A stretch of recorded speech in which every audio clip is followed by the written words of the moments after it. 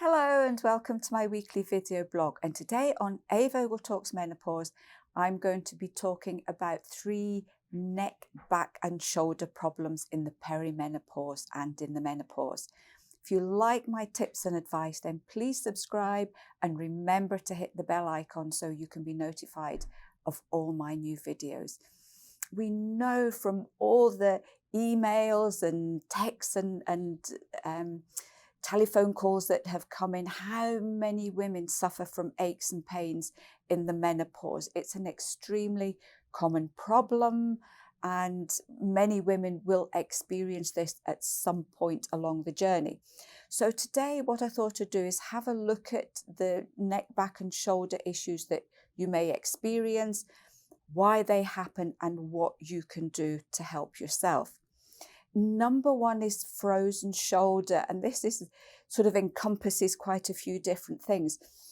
Your shoulder joint is a very complex joint. It's not a simple one like your knuckles. There's quite a lot of bones involved. There's also ligaments and tendons, and in your actual shoulder joint, these are covered in, it's almost like a capsule, a sort of capsule that's filled with fluid to keep everything together and to keep everything moving.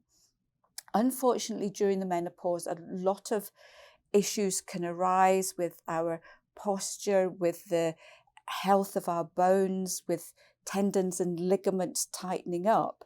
And what happens here is that this whole area inside this capsule can start to tighten up. It can affect your range of movement. It can cause a lot of pain. It can cause a lot of inflammation, and it will restrict everything. You know, if you've got shoulder pain and you're trying to put your bra on, it can be really, really hard. Even picking things up, any kind of pressure or weight that you're picking up can affect it. It can be very red, hot, sore. Some women find they get shooting pains up around their shoulder. And for a lot of women, the pain gets worse at night.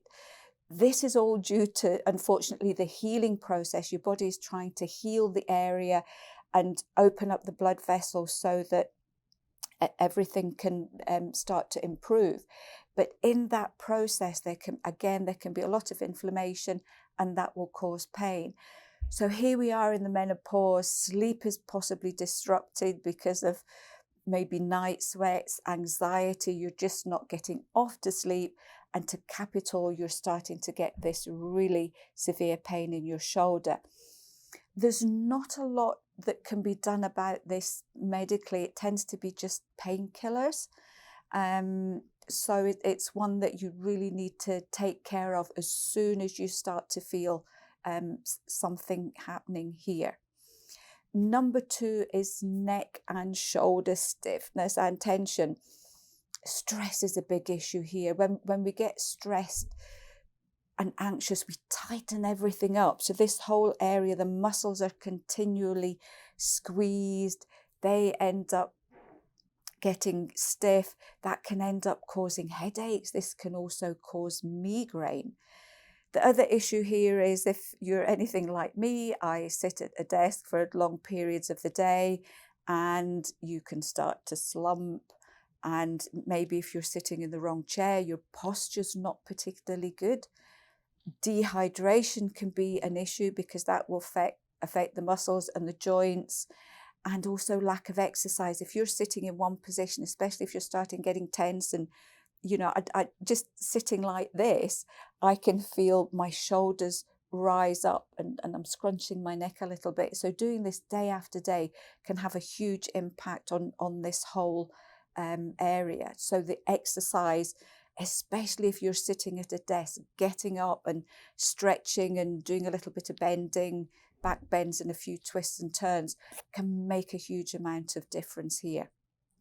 Number 3 is lower and upper back pain. You either may feel it here, just sort of below waistline, or you can feel it just below the shoulders or up the neck.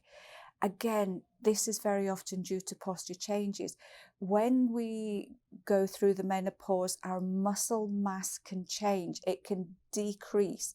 So your muscles shrink and they also get weaker, and that will affect the way your spine is held. And again, you can get that. You see some elderly women that have the dowager's hump purely because the spine has got so weak. And that very often is due to muscle weakness to start with. So if your muscles are weak, that's going to put added pressure on your spine. That's going to possibly affect the nerves. You can also get referred pain. So if you have problems with your lower back, that can sometimes be felt in the knees and even the feet. So having good back health and good spinal posture is really important for the whole musculoskeletal system. It can be due again to lack of exercise.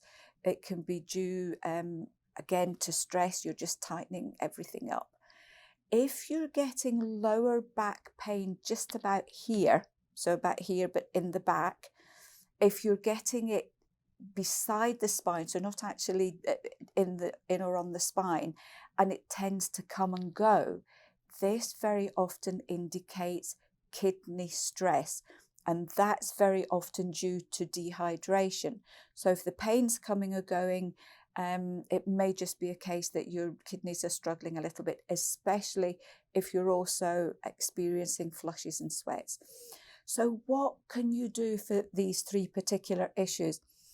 I would seek the advice of a chiropractor. The reason being is that they can assess your spine, they can see exactly what's going wrong, probably very quickly. They can see if you need any gentle manipulation or if there's any exercises that you can do that will help to release any muscle tension or muscle contraction. Doing at home stretches, as I mentioned before, if you're at a desk a lot, then get up regularly and do some little stretches. Pilates and yoga are both great. I mean, I would be as stiff as a board if I didn't do my regular yoga. You've got Tai Chi is another great one for helping to keep everything lovely and limbered up. Just go onto YouTube. There's loads of exercises that you can do. You know, I've seen classes, 5-minute stretch class, and that's sometimes all you need, and it doesn't take a lot of your time. We also have our licensed remedies, Atrozan, which is made from devil's claw, which is licensed for muscle and joint aches and pains. We've got Atrogel, which is something excuse me, you can just apply to the affected area if you're getting pain and discomfort. Remember the water. Dehydration will affect all these symptoms and make them worse. So remember your daily water intake. That's really important, and that can make a difference very quickly. And just remember your posture when you're sitting up, when you're standing as well. If you want to know more about good posture, there is something called the Alexander technique, which can be absolutely amazing. So that's certainly something that you can look into as well. I hope you found this one helpful.